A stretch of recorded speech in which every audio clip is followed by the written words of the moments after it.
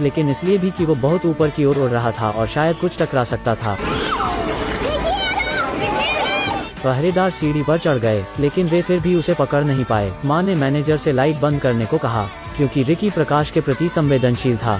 जब सारी बत्तियां बंद कर दी जाती तो वो नीचे उड़ जाता। फिर सभी लाइटें धीरे धीरे बंद कर दी गईं।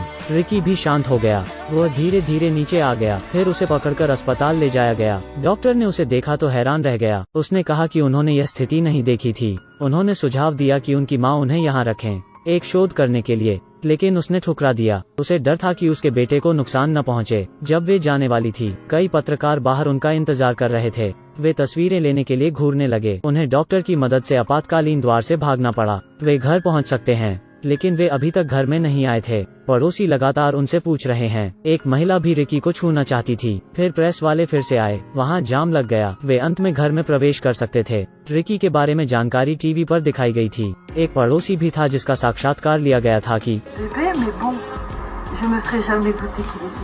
अगले दिन उसके घर के बाहर अभी भी कई लोग थे। कई प्रेस वाले आए। वे एक गर्म खबर बनाना चाहते थे। माँ ने एक डॉक्टर को अंदर आने के लिए आमंत्रित किया। उसे उम्मीद थी कि एक ऑपरेशन के जरिए रिकी के पंखों को खत्म किया जा सकता है, लेकिन डॉक्टर ने कहा कि ऑपरेशन रिकी को बहुत दर्द देगा, लेकिन अगर उसका ऑपरेशन नहीं होता है शायद वो मर जाए। रिकी के पंख बहुत बड़े थे। जब वो उड़ता तो वो लापरवाही से खुद को चोट पहुंचा सकता था। छोटा कमरा वास्तव में उसके लिए पर्याप्त नहीं था। इस समय रिकी के पिता के मन में एक विचार आया। उन्होंने कहा कि उन्हें इन प्रेस वालों का सहयोग करना चाहिए और उन्हें रिकी की तस्वीरें लेने दी। तब वे उससे पैसे जुटा सकते थे और एक बड़े घर में जाने में सक्षम हो जाते। वैसे भी रिकी उनका बेटा था, तो उससे पैसे जुटाना ठीक है। पहले तो माँ हिचकिचाती रही, लेकिन अंत में वो आश्वस्त हो गई। फिर पिता ने जल्दी से प्रेस को बताया। बातचीत के बाद उन्होंने आवश्यक सब कुछ तैयार किया। जब माँ ने रिकी को बाहर निकाला, वे सितारों की तरह थे। उनका साक्षात्कार लिया गया, कई रोशनी के आसपास। पिता ने रिकी के पैरों में रस्सियाँ बांधी। उसने रिकी को थोड़ा उड़ने दिया। माँ के हाथ हटाने के बाद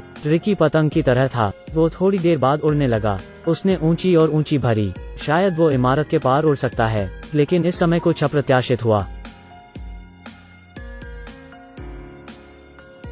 लड़के ने अपने पंख फड़फड़ाए। उसका पैर कड़ा हो गया था। उसकी माँ ने तारों को नियंत्रित किया। उसने कई पतंगे देखीं, लेकिन उसने अपने बेटे को कभी पतंग की तरह नहीं देखा था। तो वो लापरवाही से अपना हाथ तार से